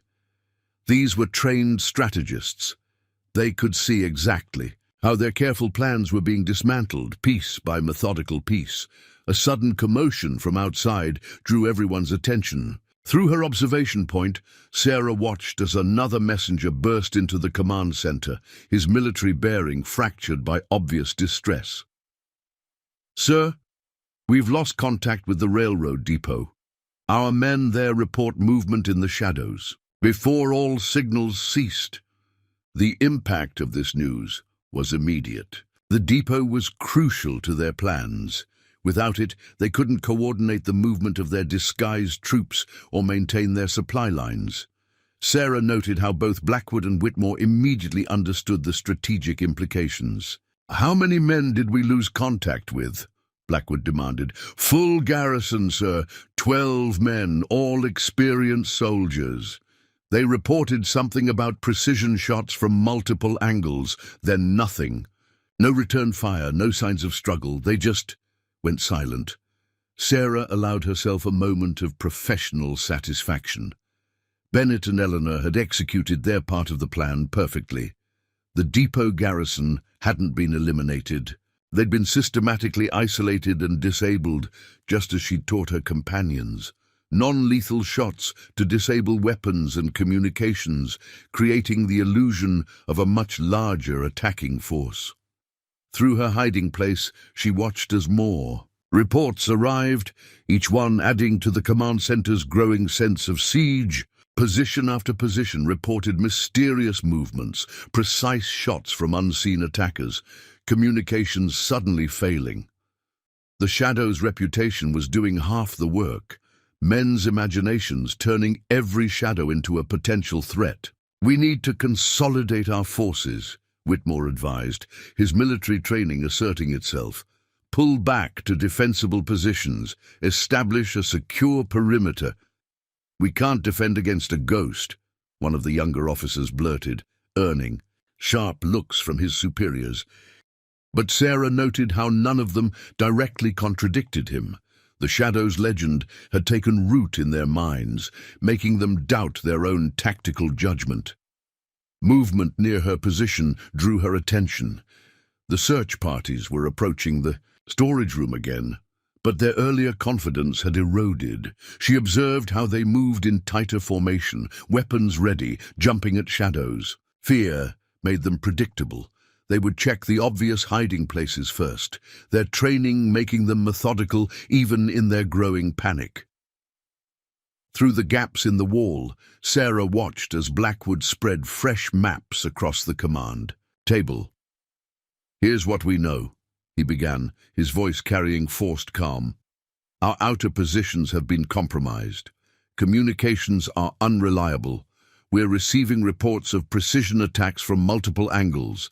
Either we face a significant force that somehow approached undetected, or we face something worse," Whitmore finished grimly. The Shadow was known for exactly this kind of systematic disruption. Isolate, demoralize, then strike when the enemy's nerve breaks. Sarah's smile was cold in the darkness. They remembered her methods well. During the war, she had earned her reputation not just through accuracy with a rifle, but through the psychological impact of her operations. The uncertainty of when and where she would strike often did more damage than the actual attacks. The search parties reached the storage room, their movements showing their nervousness. Sarah remained perfectly still in her hiding place, calculating angles and timings. Soon they would complete their obvious checks, report the all clear, and withdraw to what they thought were more defensible positions. Their very professionalism made them predictable. They would follow standard search patterns, never thinking to look for architectural secrets that predated their military training. The moment Sarah had orchestrated was finally at hand.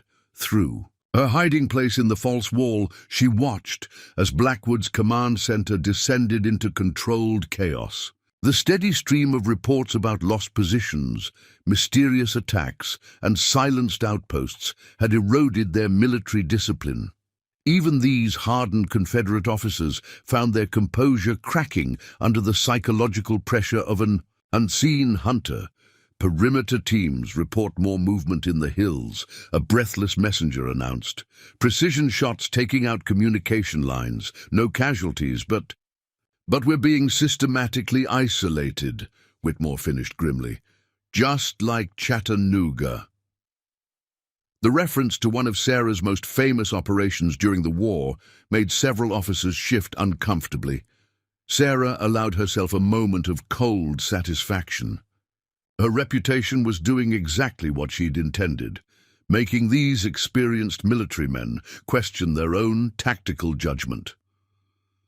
Through the gaps in the wall, she watched as Blackwood attempted to rally his increasingly nervous command staff. "The Shadow is gone," he insisted, though his hand remained near his sidearm. "Focus on securing our position. Phoenix launches in 30 minutes, ready or not. Send riders to our remaining outposts. If we can't coordinate by telegraph, we'll use manual signals." "Sir," his lieutenant protested, "without proper coordination, the simultaneous strikes will be less effective but still decisive." Whitmore cut in. "We have enough men in position. Once we control the key points, timing becomes less critical." Sarah's smile widened slightly in the darkness. They were abandoning their careful strategy, reacting exactly as she'd predicted. Fear of the unseen was forcing them to accelerate their plans, sacrificing the precise timing that would have made their operation truly dangerous. Suddenly, a new sound cut through the tension.